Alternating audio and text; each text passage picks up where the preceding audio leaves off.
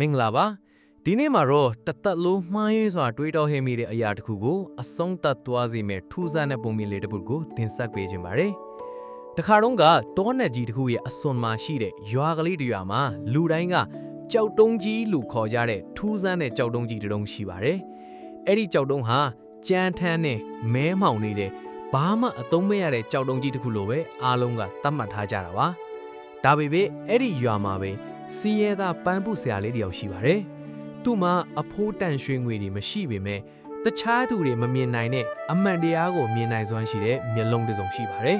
။တရက်မှာတော့ရွာသားတွေလာအဲ့ဒီကြောက်တုံးကြီးကိုလမ်းမှာအနောက်အရှက်ထစ်လို့ဆိုပြီးခွဲပြေးဖို့ပြင်ကြပါတယ်။အဲ့ဒီချိန်မှာပန်းပုဆရာလေးကတားလိုက်ပြီးမခွဲပါနဲ့ဒီကြောက်တုံးကြီးထဲမှာအဖိုးတန်တဲ့အရာတစ်ခုရှိနေတယ်လို့ပြောလိုက်ပါတယ်။ရွာသားတွေကတော့သူ့ကိုအယူတယောက်လိုလှောင်ရဲကြတာပေါ့။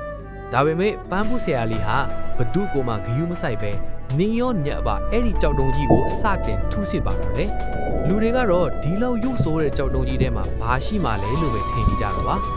ရက်အနေကြီးကြားတဲ့အခါမှာတော့အန်ဩစရာကောင်းတဲ့အဖြစ်အပျက်တစ်ခုဖြစ်လာပါတယ်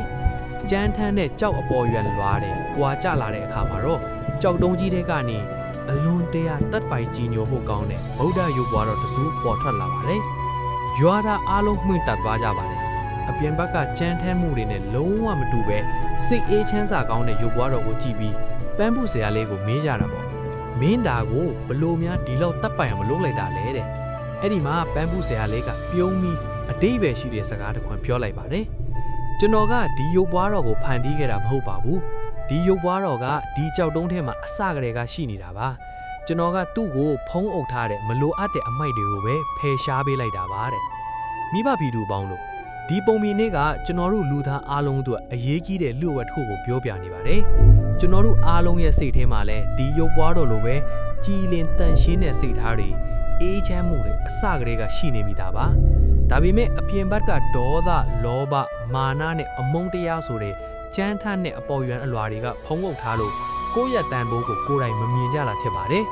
တကယ်လို့တင်ဟာတင်စိတ်ထဲကမလိုအပ်တဲ့အပေါ်ယံအလွာတွေကိုတစ်ခုချင်းဖယ်ရှားနိုင်မယ်ဆိုရင်